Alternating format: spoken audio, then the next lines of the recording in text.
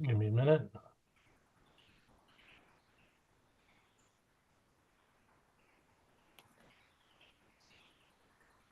Okay, you are live. Right. Thanks very much. Eric Lashinsky, Chief of Comprehensive Planning.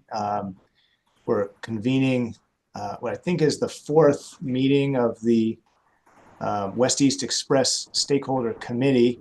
This is a group of neighborhood residents, business owners, organization stakeholders, trail advocates, basically a cross-section of folks from across the city and some possibly from outside the city that we're working with to make sure that we get the West East Express Trail right. And so we meet periodically. Appreciate everybody for being here tonight.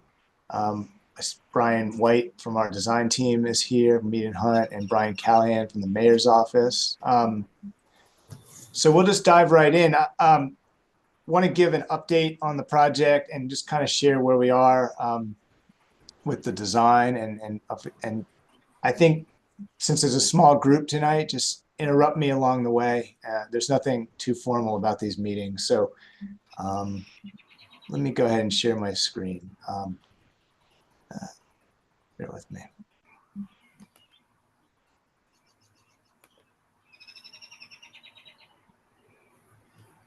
Can you all see this presentation, this slide here? Yes. The PowerPoint slide? Yes. Map? Okay. Yeah. Great. Should not be foreign to any of you. Just giving an overview of the project, particularly if anybody's watching this from home. But we are advancing the West East Express fairly quickly at this point. I feel like a lot of the major design decisions have been made, so we're kind of doing detail work. But still remains a project in three segments. The Poplar Trail widening and placemaking is what we've been calling that recently, and then extensions both west and east. So you all are familiar with that. I actually had a quick question. Yeah. For that section that was along West Street on that one part that I guess is that the county section that they're going to handle, like connecting to where like the South Shore Trail is right there at that intersection?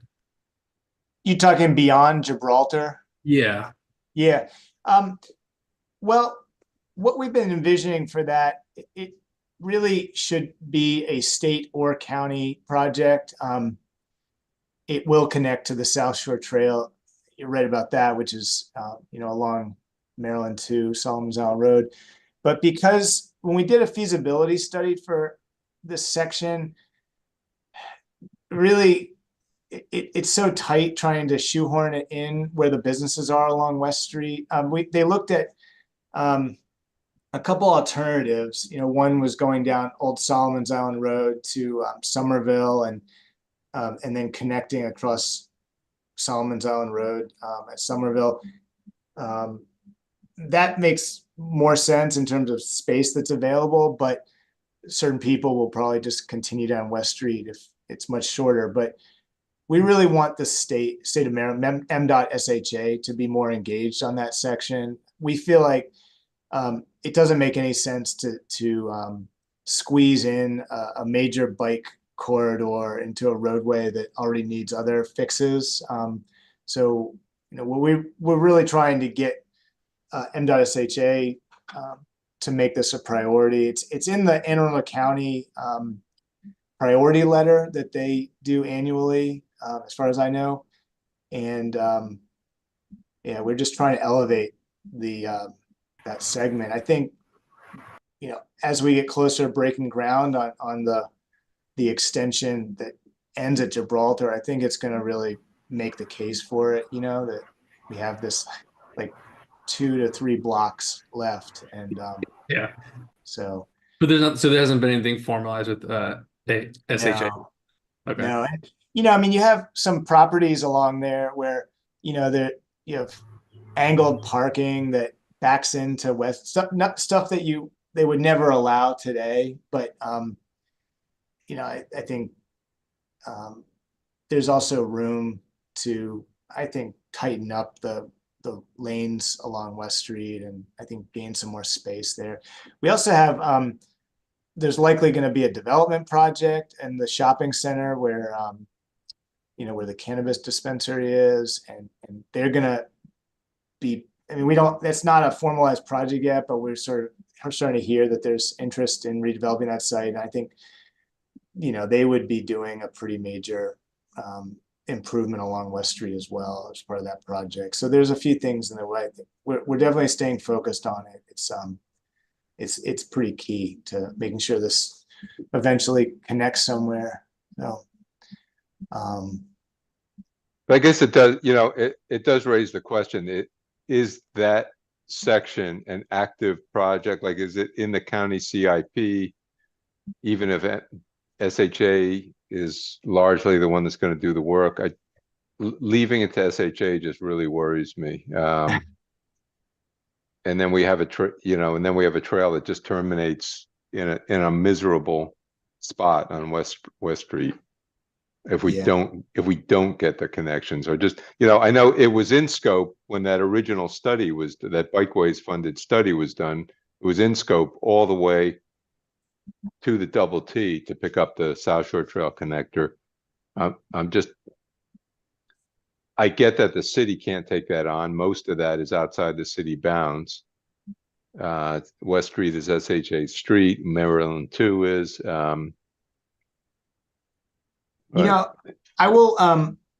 make a point of discussing this with Anne Arundel County because it would make sense for them to advance that. They're doing a couple segments right now. We just saw the drawings they're submitting to M.SHA for the Taylor Avenue connection and the connection at Housley Road as well. So this is something they could definitely advance, I think.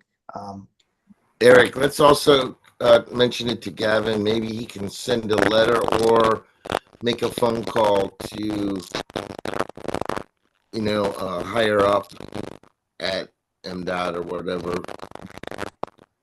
to lobby from the top too.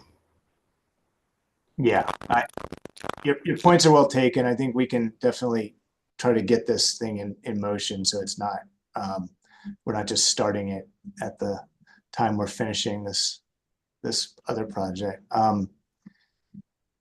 Okay. So these bullet points are actually in reference to the Poplar Trail widening and the western extension. The eastern extension behind the Graduate Hotel is sort of a little bit behind, but not much. But you can see we are completing 65% design drawings. We've submitted or are about to submit grading permit for the Poplar Trail widening and the western extension to the city. So that's where we get our kind of official comments from Public Works, the fire marshal, planning and zoning. And, it triggers the forest conservation requirements for the city. And so Flora Teeter, the landscape architects on the design team, they put together the forest conservation plan, and we have a final for that's been submitted. So that this is something we have to check off. We've met with, we had a meeting this past Monday evening with the Germantown Homewood Civic Association. It was primarily to present the forest conservation plan, which is a requirement to do a public meeting when we have the final plan ready. But we talked about everything else, and I think we've been able to address all the concerns that have come up with that. So I don't foresee that changing the design at this dramatically at all. I think we've found the balance. We had met with, that's really, I mentioned Germantown Homewood because that's really where the concentration of trees exist along the trail. And so, and we have a number of people in that community or have been taking care of the plantings along the trail. So there's been a lot of scrutiny, but our design team has done a great job of protecting the trees that we understand were important to neighborhood residents, and there's a lot of new planting that's going to happen as well. We had met back in January.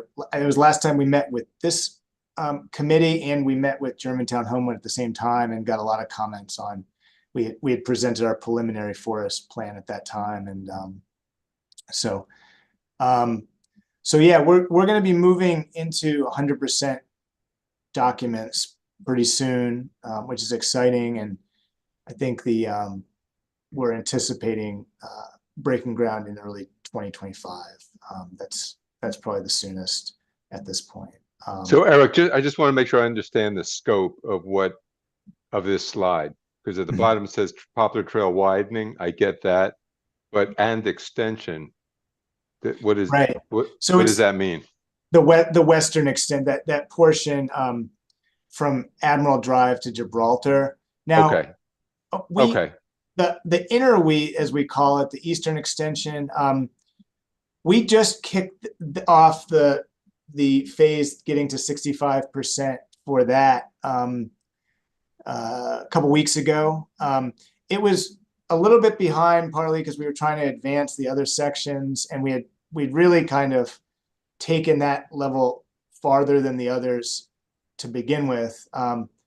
But Brian White, correct me if I'm wrong, but I mean, think the big need on the eastern extension right now is to formalize the stormwater management improvements that we have to do. And we have two walls that we're building. One's a retaining wall on the south side of the parking, the service drive, and then one is on the north side, and those have to be designed. They haven't been designed yet. And I think that, some of there's a lot of drawings that go into. Yeah, so I get, here's the general question, because I think of this in 3 segments as shown here. Western extension, Poplar widening, and eastern extension, just exactly as the map shows. And I feel like some segments are easier than others. And so I don't know if the general game plan is, let's treat them as 3 segments and let's get one of the segments done, ribbon cut, as soon as possible while we're continuing to advance the other 2 segments. Or is the game plan, let's get them all ready for construction and then we'll do the whole thing end to end. And I will tell you, I favor, let's get a segment done. Yeah, that's more of the approach. I think we've been treating the Poplar Trail and the western extension as a package, but really the Poplar Trail segment is the most straightforward because it's all city right of way today. We have we still have right of way easements that we are trying to formalize on the other segments, and so so I would really encourage a Gantt chart that lays it out in 3 segments that shows each segment on a timeline of 30% design, 65% design, 100% design, construction, open, each of the 3 segments. Let's put them on a timeline so it's clear, really clear, that that's our approach, getting each segment done so we can get the first one done as soon as possible, and that we have specific milestone targets for each segment. Yeah, because I don't feel like we have that yet. No, we don't. Brian White's team is actually working on that right now. So, and so we'll probably have that soon.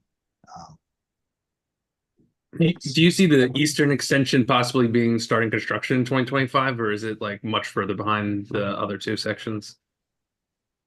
What do you think? So they're both at the same level. Disregard the easements. That's something that we're working on separately. But yeah, just in terms of construction. Yeah, I won't get into that the easement issue. the eastern segment is probably behind the middle in the western extension, but not far behind. If we can make some concrete decisions on stormwater treatments, exemptions, we can proceed pretty quickly and kind of catch up, so that they actually are almost coincidentally being completed. And that includes consent to have an opening in through the fence? Or is that what you mean when you say easement? Oh, no, No. that one actually, I mean, that's pretty much, that I feel like is pretty formalized at this point. It's really just in terms of the design. Yeah. We've shared that with both the Graduate Hotel management and the Bowman Place Apartments, which is the neighboring property. They're both on board that that design. It's just really the legal easement documentation. So yeah. We've kind of, unfortunately, the survey work, it was only done recently, so we're sort of in the process of getting the formal. That's why I think it's important to see what's on the critical path for each Yeah. segment, because it varies from one segment to the other, where some you need right of way or an easement or legal documents. And those things often end up being the critical path items to getting to construction. So that's why I think it's so important to separate them and really clearly identify those types of issues on a timeline. Yeah, and we have to do all that work irrespective, because this is federal money. That's a good point. Also from a managing public expectation standpoint, in terms of what's likely to happen when, I think it's important to have that all clearly laid out. Yeah. I'll stop. Okay. Point taken. Yeah, so I think I got through most of this. But essentially from a permitting perspective, it's primarily city permits. It's not, there's a critical area approval for the eastern extension behind the Graduate Hotel, but it's, I don't foresee any hiccups there because it's already paved. We're not adding any additional impervious coverage.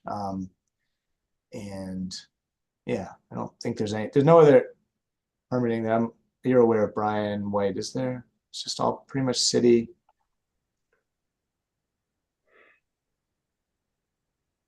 Yeah, this isn't in the critical area. No, nothing, none of the Poplar Trail or the western extension is. Right. So, I guess you could say that a very small piece of this was recently completed with the hotel project on Taylor Avenue. I haven't actually seen since the flashing beacon was installed. I know that there's some trees blocking the crossing sign that our reviewers have been made aware of. And I think those trees are going to be relocated. If anybody else has noticed that, that is something that's going to be fixed pretty quickly.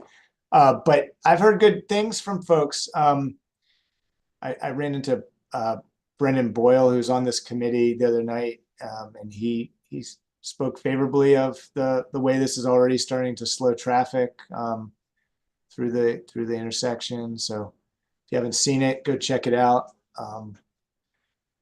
It's hopefully it'll be well used. They've already taken, I understand they've already taken out the segment of the trail from the spur here to Taylor. And there's a couple of pedestrian lights on this new spur. And so what the city is still committed to doing the circle. I know unfortunately it couldn't happen with the contractor that's been working on the hotel. It's complicated why that didn't happen, but it's still in the city's capital improvement program, and I know that we're committed to doing that circle. So I think for the foreseeable future, though, it'll be this design without the circle, and there's restricted turning coming in and going out of the service road as part of the design. So not much has changed with the trail through this section. This sort of overlook along the ravine, just east, just sort of west of the police station, has gotten a little smaller. It was nudged a little bit closer to the residential area. It's going to have a couple of seats. It'll have lighting. This section has rail lighting. It's been identified as a particularly dark area. So from a safety perspective, visibility, et cetera, I mean, lighting makes a lot of sense here. These gateway arches will be in this location. Bench seating. You'll see some notes to stormwater features. The swale is essentially just a vegetated ditch alongside the trail that has some engineering behind it. And yeah, that's pretty much. Oops. I actually drove through there today, and one of the things I really liked was the island refuge. I think Yeah. that's good for traffic calming. I think so. I mean, and so you see we're doing the same thing at Glen in the design here. Basically creating that refuge island. We think it's going to slow traffic pretty well. We have wayfinding signage at oops, can't tell what street that is, Linden, and then also at Glen, and so basically directing people to the stadium, to the Spa Creek Trail, and this nature play area is just a kind of a simple, basic. It's a play area that's trying to provide something that we don't really have in Annapolis today. It's kind of a very small footprint. You can see the small roundabouts and the bends in the trail. You've seen those before, but just kind of reinforce that we're trying to slow people down along the trail. And I don't think it's going to really impact people's ability to get where they need to go. Let's see. Just some other seating, specific seating areas here. This gathering space just west of Glen is kind of like a deck seating. There's a bulletin board that's currently at this where it says renovated existing plaza. We plan to move the bulletin board to this new deck area to kind of create more of a living room seating area at this plaza. Some folks from Germantown Homewood thought we should keep the bulletin board where it is. It has a little more sentimental value than we realized. I don't know. We might. It's a minor detail in my opinion, but we're going to be looking at maybe keeping it where it is. You can see that these green circles are new trees proposed in various locations, and that's all basically to meet our forest conservation requirements. No net loss of trees is the city policy. So based on canopy size. So let's see. You can see a rendering of this kind of plaza living room. This is where the bulletin board is today. So kind of moving that gives us some more space to spread out. See the kind of character of furniture for that space. Along Poplar Ave, we are planning to take out the bollards there today, many of which are kind of in bad shape, and put in a new timber railing that looks like this. The main intent is to prevent people from parking on the grassy area of the park. And I think that's going to look pretty good.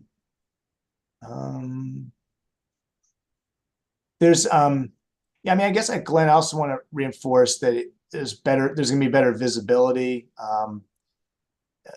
from cars seeing trail riders and trail users seeing cars.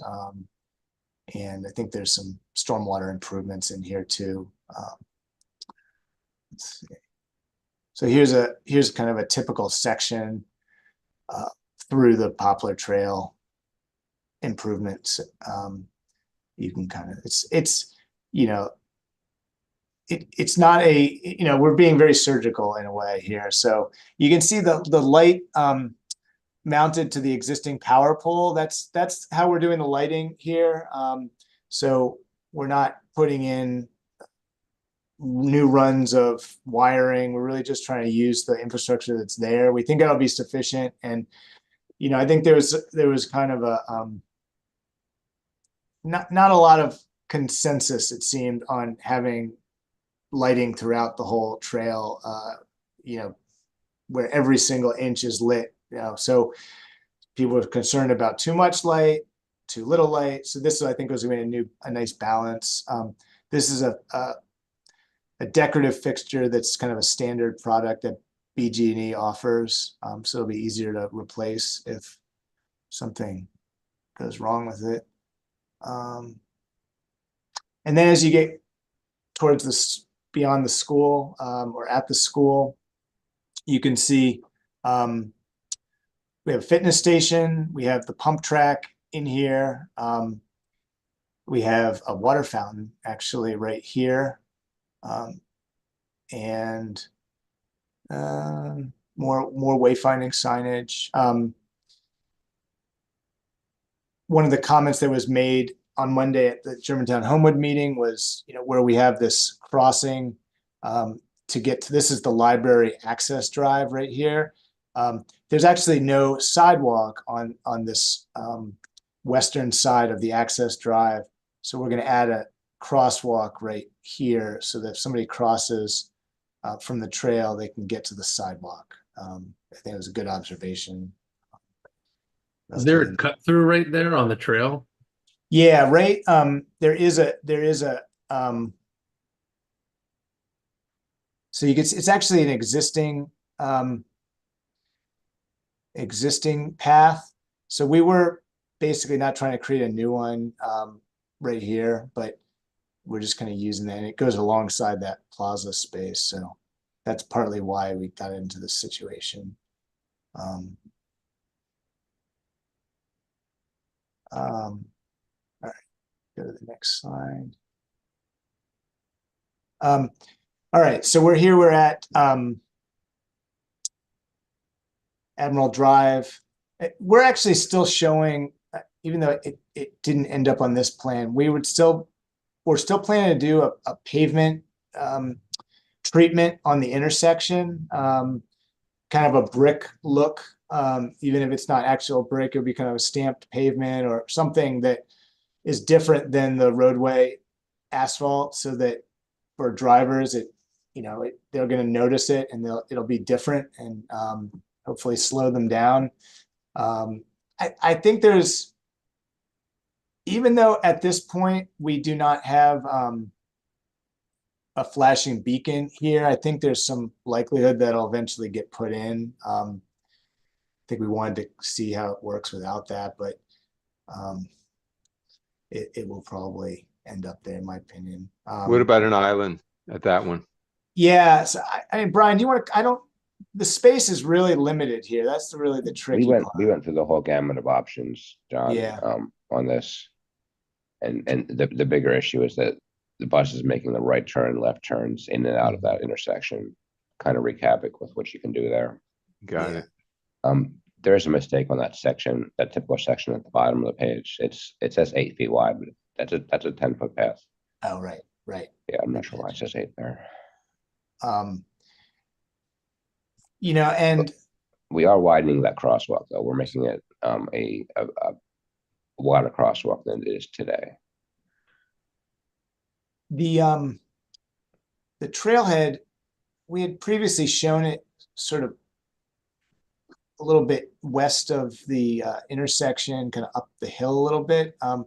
We've actually positioned it right next to the bus stop, so that it's basically combined with the bus stop, and will provide some additional seating, signage. We thought there was a good complement there for people who are waiting for bus. They can kind of learn about the trail, think about maybe using it later. Kind of promote the network that way, and just reach more people who are just walking down. Otherwise, with the trailhead a little bit up the hill, you kind of have to commit to going to check it out. But I think this is going to help get people using the trail more. And something I want to, so this yellow line on the previous drawing, it's sort of a timber guardrail.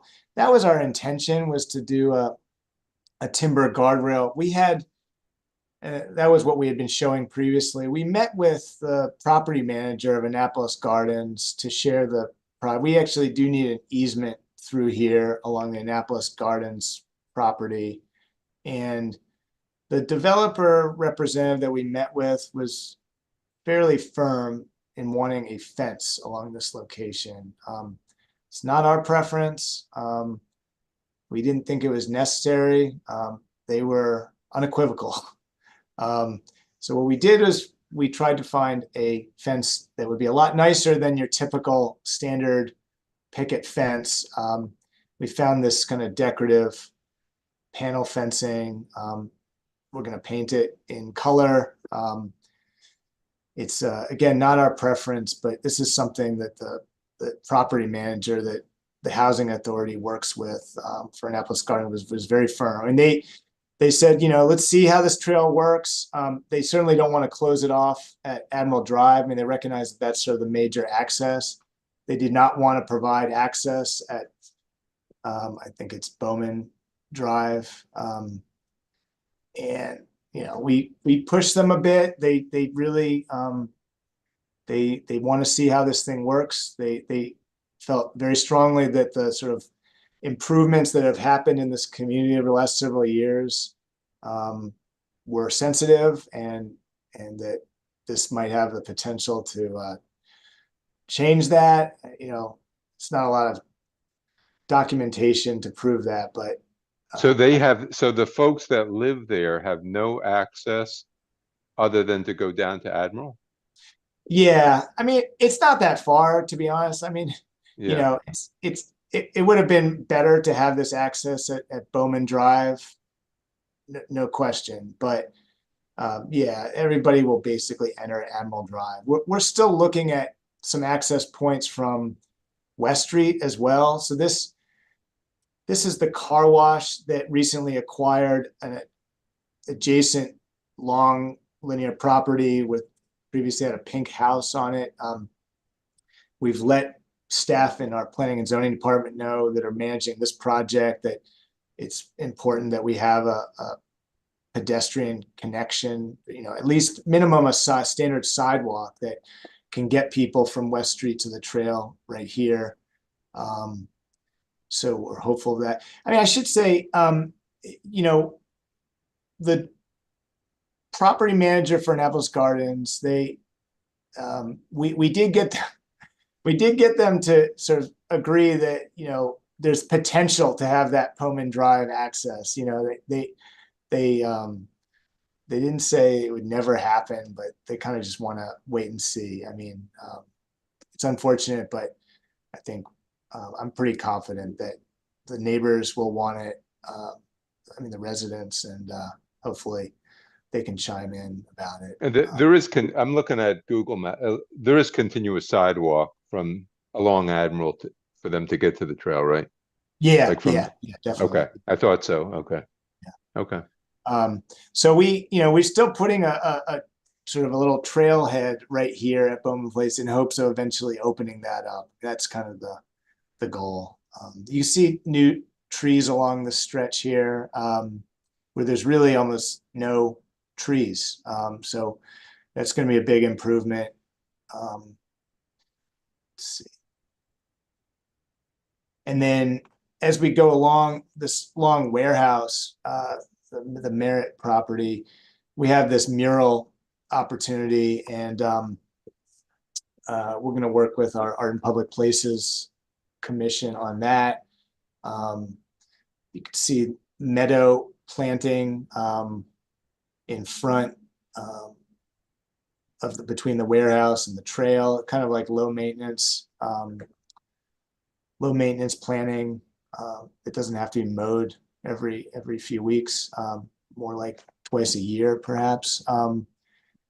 Seating, bike racks. We're looking at another trail connection through here next to the Burger King I know Sherwin-Williams has expressed support in the past. I think we're going to talk to them as well, but we really just want to make sure that there's ways of getting in and out of the trail other than Gibraltar and Admiral. So that's we'll have the lighting on the power poles all through here, and you can see the stormwater management. And then, a trailhead at Gibraltar that will be similar to the other trailheads. I think we need to show, there'll be a map, kind of wayfinding signage we need to add to this, and we definitely need to diversify this rendering. So kind of get a sense of how this thing begins and ends at Gibraltar right now. I think. Is there any lighting on the Annapolis Garden section with on the utility poles there? There will be. So it'll, that's something we should add to this drawing just from just so we can be clear where, the spacing of the power poles. But yeah, every power pole would have a downlight sort of similar to what you see in the rendering here. So yeah.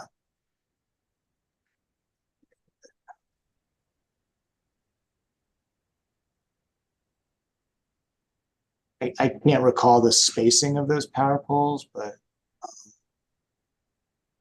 Eric, this is Todd. Question on these power poles and lighting. What are they traditional power poles or what?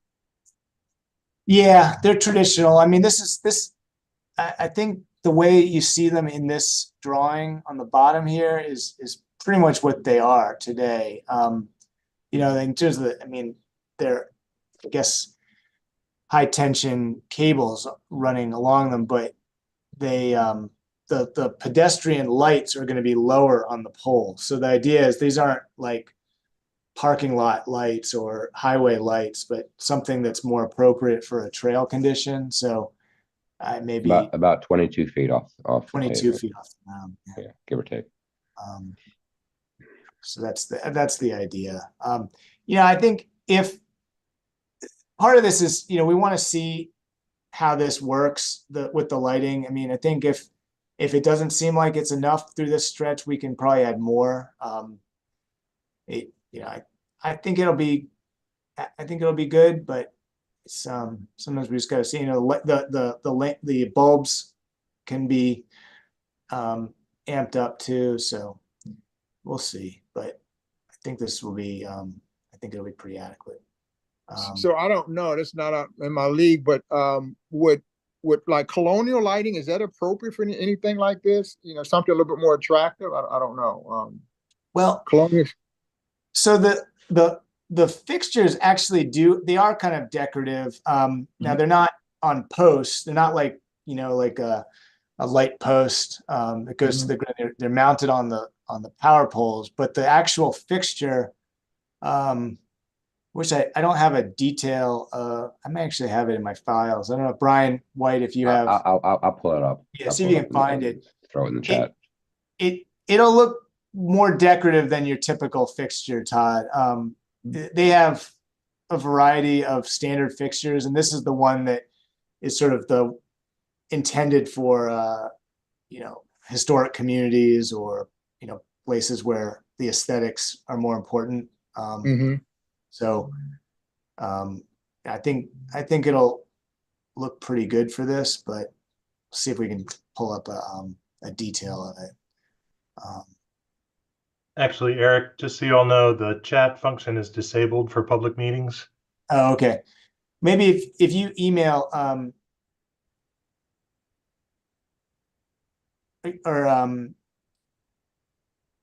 yeah, let me go through and finish the presentation, then we can go back to the light. I can share my screen for a second. Oh, okay.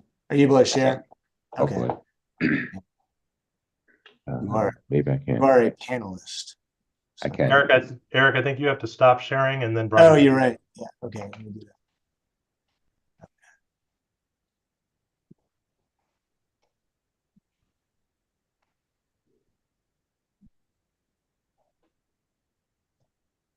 that.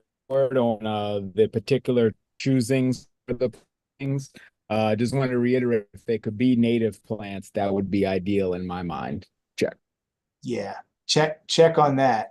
That's absolutely. That is definitely the case. I have a slide. I mean, I don't think it doesn't have species listed, but it'll show you a little bit of the character once we go back to that. But yeah, so here the acorn fixtures kind of gives you a sense of what we're Yeah, the two on the left, that looks nice, yeah. Yeah, I think so. So they'll have that kind of curved arm and yeah, so I think it'll be appropriate. Thanks for sharing that, Brian. Now I just need to figure out how to stop sharing. Okay, and then there's a stop button. Maybe Stop it. is there?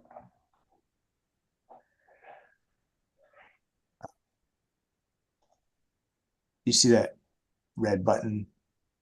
I don't Still. actually.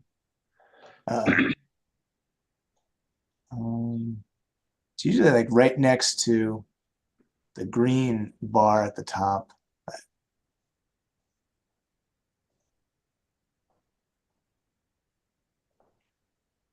Mhm.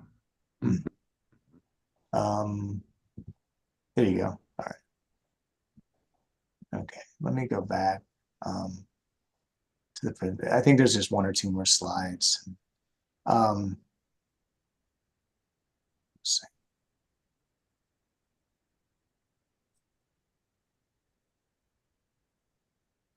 So yeah, some of these look a little bit more manicured, but basically you get a sense of the native grasses, shrubs, and trees. I mean the trees. I mean, this looks like a river birch here, but the landscape architects have done a lot of the tree selections already. So I don't. We're going to be posting the formal drawings on the website. Again, it's we have a dedicated website for this project. I'll flash that in a moment, but this just gives you a sense of the character of the plantings, and they'll all be native, and just generally aiming for things that are lower maintenance, more drought tolerant species. And with the trees, we want some shade here, so as long as I think along that stretch from Admiral Gibraltar, the power lines are higher, the lines are higher, so there's fewer conflicts. But along the Poplar Trail, we have more conflicts with power lines. So a lot of the infill trees are, I think, more ornamental, but there's already some decent shade trees there. So I think, yeah, this is just kind of a summary of the wayfinding enhancements that are going to be part of the trail. We're actually working. I'm trying to get a separate scope going with a graphic design firm here in town to do wayfinding signage that's going to be specific to, well, for both the West East Express and the larger trail network in the city. So right now we have all the wayfinding locations in the drawings, but we're going to have more specific signage. And so you can kind of see the bridge by the police station, the kind of lighting that would have, where it's today, it's just this basic wood railing. We'll have something a little more elegant in the future. There's the light fixture we were looking for. Yeah, I should. That's it. And yeah, so we have opportunity for public art, the mural I mentioned, and then we have at least one other location close to where the new spur is at Taylor Avenue. We have a location identified there for a signature piece of public art.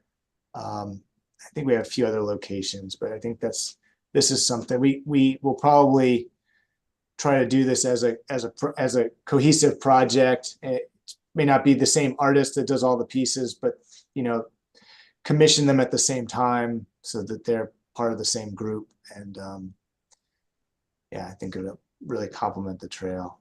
So that's the presentation for tonight. Let me just remind folks, when you go to the city website, and really you could just type in West East. Oops.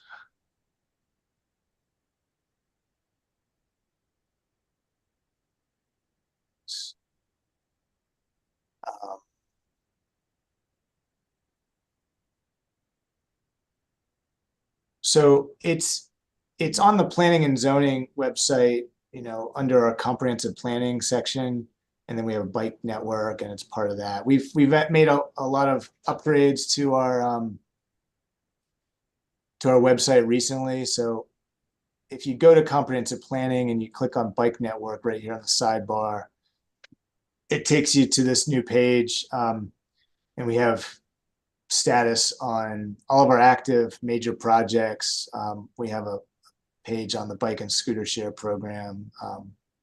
And so if you click on the West East Express, this is where we're going to add all of our current drawings, which we're in the process of doing. But I think right now the drawings on here are from January, so we'll be updating this stuff. I'm gonna stop sharing. I'm happy to go back to anything, but just any thoughts? That last thing looks good. Good work, Casey, right? Yeah, it was overdue. My colleague Casey is has been doing all the website updates. Yeah. Eric, just a minute ago, you was talking about the art. Yeah. Did you say some type of art installation somewhere, or? Yeah, let me share my screen. I'll point out. So, let me go back up. There were a couple of places mentioned on here. So let me go back to Taylor first, because that's the.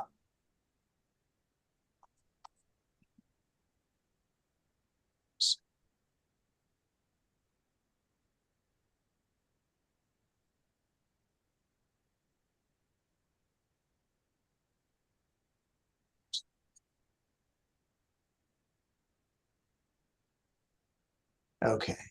So I think the first place that we're showing is right near Taylor Avenue, where because of the way the trail bends now, we have this leftover space. I think there may be some stormwater features right here, but we think there's space to put something sculptural in that location.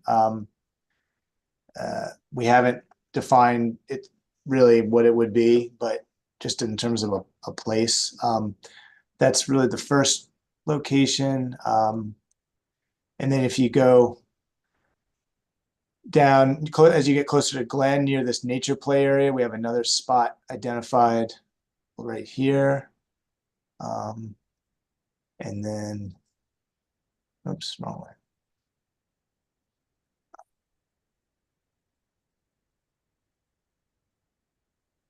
And then I think right now,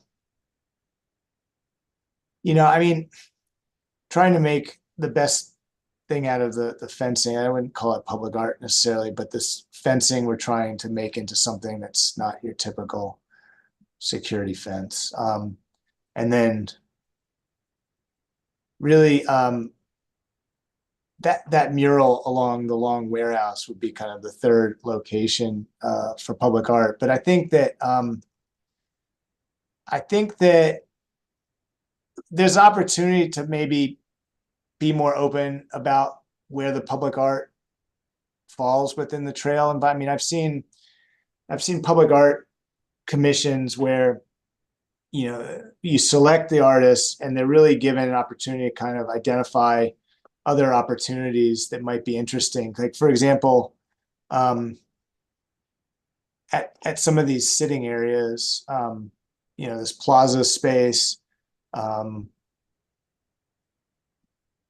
little deck area. I mean, I think at the roundabouts. I think there's opportunities for public art in other places. I think we just have to figure out the right way to proceed, but I think we have at least a few dedicated spots right now. And is any thought on any type of proposed budget for something like that, or?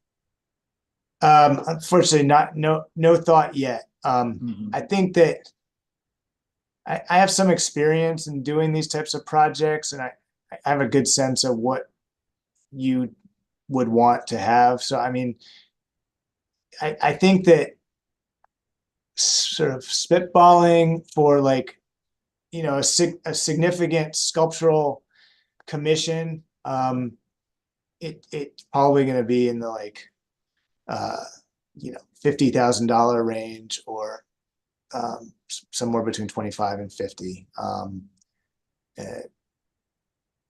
for materials, labor, design. But it's hard to say. I think that mural one is a little bit harder to put a number on right now because it's such an extensive wall. I think we have to do a little bit more research into what kind of time would be involved in doing that project. But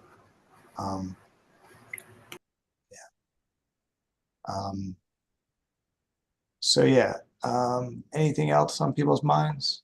Yeah. And back to Annapolis Gardens, the management company, their apprehension or their concerns was based on what were some of the real concerns? Or basically their perspective was, we've done a lot to improve this neighborhood. We've invested a lot in this neighborhood. It's on the up and up. It had a lot of issues in the past, you know, safety wise and resident concerns and so forth. And we feel like some of the you know, elements, some of the bad influences are going to come into the community through this trail, and we don't want that to happen. And Right. You know, we hear that from other property owners fairly often, and we try to Right. counter that narrative. And I think if we didn't need an easement from them, I think we'd be in a position to do something different. But I think, unfortunately, we kind of have to find a compromise, and so Right. it's pretty unfortunate.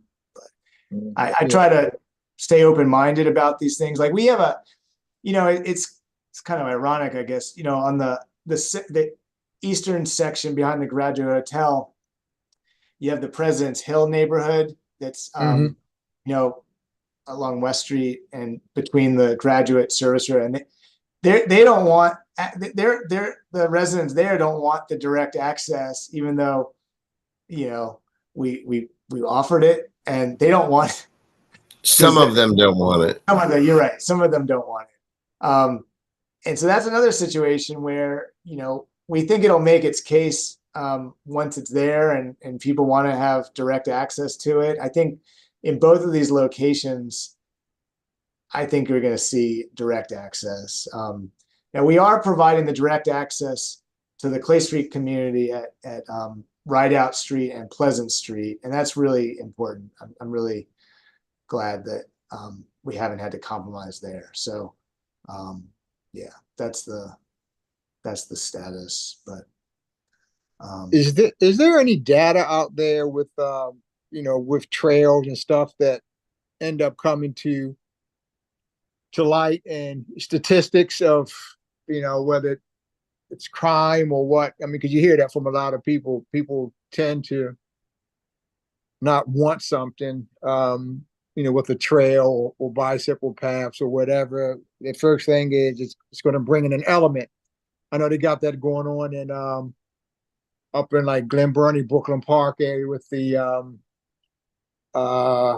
that Bay Bridge, whatever, can't call the name of it right now, to go down Belgrove Road, and so the Baybrook Alliance is saying, I think. Yeah, right. I'm familiar. Yeah, they know, you know, and Belgrove Road is my family community, but the first thing people said is, you know, the first thing they say is it's going to bring, you know, crime, right? And I just wonder if there's any data. I don't believe in that. I think because when you got more traffic and more lights and stuff like that, I think it tends to be quite opposite. People that want crime, they don't want light and traffic and people. They want to be in the dark, right? Yeah. But I don't know if there's any. Yeah, Todd, you're exactly right. I mean, this predates me, but they fought the B&A trail. Yeah. And now it's the treasure of the community. Right. Yeah. Yeah. Yeah. It's raised property values. I mean, yes. Yeah. And you try to get that across to a lot of people. I'm a real estate guy and all that kind of stuff, but they understand. You start hearing about bicycle trails and all that. Like, I wasn't even thinking about the B&A trail, but so many of them, like you said, it has raised value. People, want to get out on bicycles. And especially if you do it right with amenities, the park bench and lights and plantings, and but if you're just going to have, make it look a mess, that's why I was asking about the lighting, because as you know, I'm very design driven and centric, but if you have the amenities and do it in a way that's attractive for people to use, it increases value, I think, and I do know that, and it reduces crime and other issues, in my opinion. Yeah, I couldn't agree more. And there is data out there. I mean, there's a lot of case studies that have been done. I actually looked into in a few cases, but it's not always enough to persuade everybody. It's unfortunate. People, they often fear the worst. But yeah, I mean, I've never heard of a trail project, a through trail that has led to more crime or worsening safety. So, but they don't seem to mind having the streets connect to the city. No. So, but all of a sudden it's a big issue to have a trail. Yeah, good point. Yeah. Eric, I had a quick question. That might be slightly off topic, but is there an update to like the College Creek connector that's going to connect into this and like where that is today? I can definitely give you an update. I mean, it's a little off topic. Obviously it connects to this trail, and that's the way we've been conceiving it. So,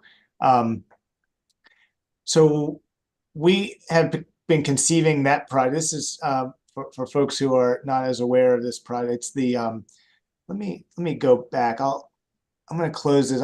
Since we have a little time here. Actually, let me see. I'm happy to take more questions or talk about the West East Express, but let me pull up the stop share. I'm going to pull up the College Creek connector plan so we could talk about that specifically, but so it's not abstract. I am happy to talk about that. While you're pulling it up, the gas station in Monticello and West Street, I see what's going on there. Nothing right now. We've heard some questions because the trucks have been parked there and materials and stuff. My understanding is it's just being used as a staging site for. Okay. Yeah, I didn't know. Okay. Yeah, I've been seeing trucks and pipes or whatever. So. Yeah. No, unfortunately, there's no active project there right now. I wish there was. I have a plan for it, but they just got to get rid of the gas station. Yeah. All the gas station on West Street got to go. Yeah. On a lower West Street, from Admiral out, it's okay, but the rest of those gas stations got to go on West Street.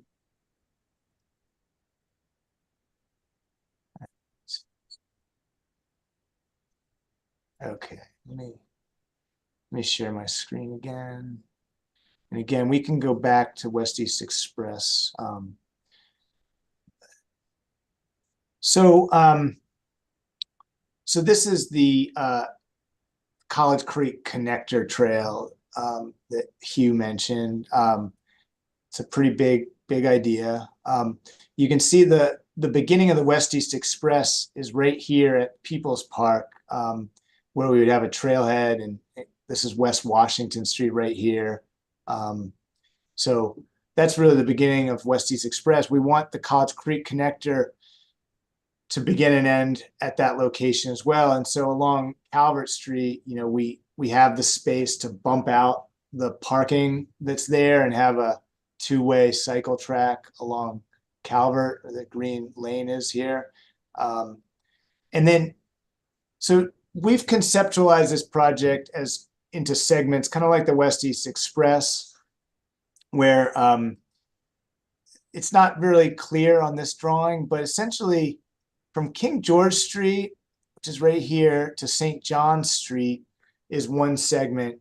And then from St. John Street to People's Park is another segment.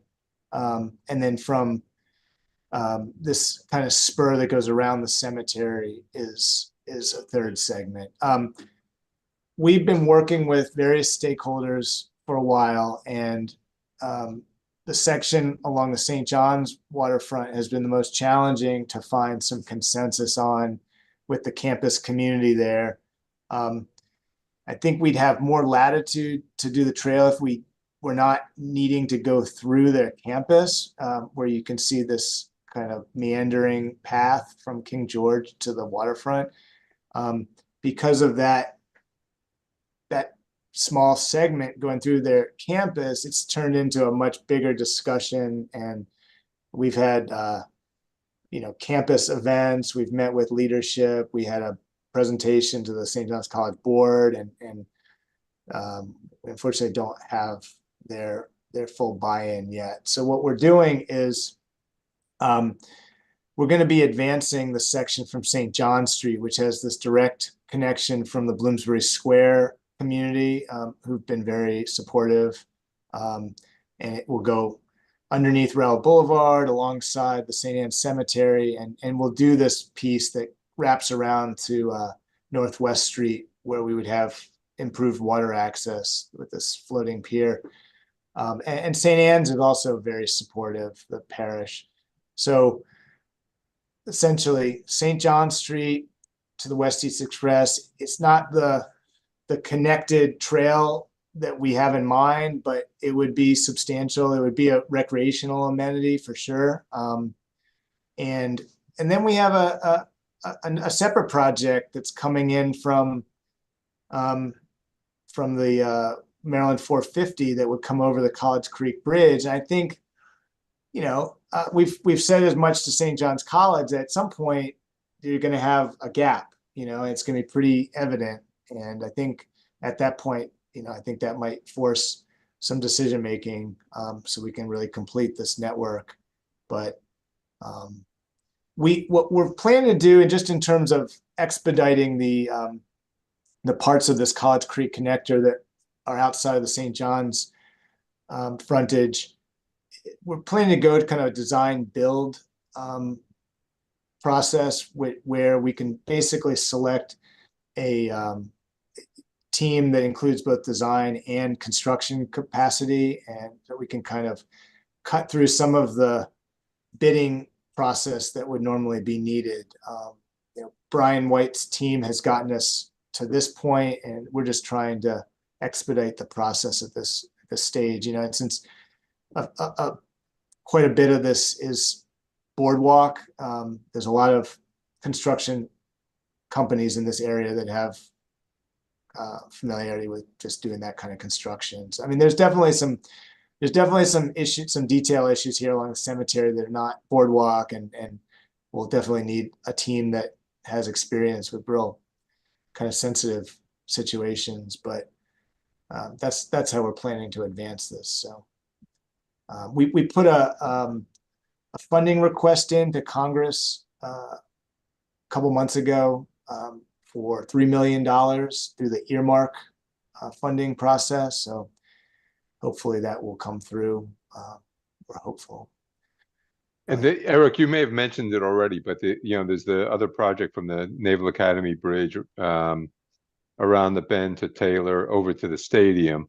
That would provide connectivity from the WE to the B&A trail eventually. That's true. That's true. That's really believe it, we actually reached out to M.SHA to see what their comfort level was in widening the sidewalk on Route Boulevard as another way of connecting, and they were not very supportive. They felt that Yeah. We it was also gonna- got an update just today in our emails, Eric and John, for the segment from Annapolis Street down to the stadium. Yeah, I think that's what John was referring to. Yeah. The Taylor Oh, Avenue. sorry. Yeah. Yep. But yeah, so I mean that for those who aren't aware, let me pull up. Let me just pull up the I'm sorry, John. I thought you were talking over the bridge. I guess I wasn't listening. Yeah, no, that's okay. I mean, the other thing I'll say is when, you know, like if I'm biking from the B&A to the state legislature, I'll frequently cut through St. John's campus and just use their sidewalks. It's an open campus. yeah. I bike in so by the that won't admissions change. building and, No, I see you what know, so it's like, it's already available. Yeah. It's already hard surface. It's a little We've sort of- skinny in some places. Yeah. That was definitely one of our talking points, for sure. But so we have this this state M.SHA, Anne Arundel County, Navy, City of Annapolis project that is basically trying to improve the connection over this Seven River Bridge coming into the city, and would come down King George Street and kind of end right at the St. John's College Boathouse. So that's the project I was referring to. What John was just mentioning is there's a separate project, and actually it goes all the way to this intersection at Taylor Avenue. Anne Arundel County has been advancing a missing link along Taylor Avenue to Herbert Sachs Drive, which would be a 10-foot shared use path. It goes along in front of the fire station. And then it's gonna unfortunately you're gonna have to cross the other side. But then we have the same type of shared use path on the stadium side to Herbert Sachs, where there's a crosswalk. But our intention is to take that all the way down to the West East Express. It's just the county had funding to do this, the design work for this, and it's actually Brian White's firm that is working on that as well. And- it's pretty straightforward. I mean, I wish it could just be on the same side the whole way, but we kind of looked at the available. And really, once you get to Herbert Sachs, you got a little paved connector up to the stadium trail, so that you know, once you get there, you're good to get to Poplar. Yeah. And With what was that? with just a little teeny bit of street riding on Glen, but that's pretty comfortable. That's true. Was that just funding for the design work that they got? Is that what you're saying, Eric? Yeah, I think I don't know, Brian, Brian White, if you know anything about the construction funding, but I feel like it's a pretty fundable thing. I don't think it's going to be a huge cost. I don't. Yeah, it was for 100% design. Okay. don't know But I don't think it was. In fact, I know it was not for construction. But you're right. It's not. This isn't a big lift. It's kind of like embarrassing how quickly they've moved through this, because it's very straightforward. The amount of space that we have, and yeah, we're kind of like struggling with these other ones, but Yeah, it's nice to have room. yeah. But yeah, so that's what we're talking about there. Sure. So anything else on folks' mind? We're definitely trying to move things forward as quickly as possible on all these. It's just, I think, and honestly, I think, design wise, I think a lot of the bigger decisions are out of the way at this point. So.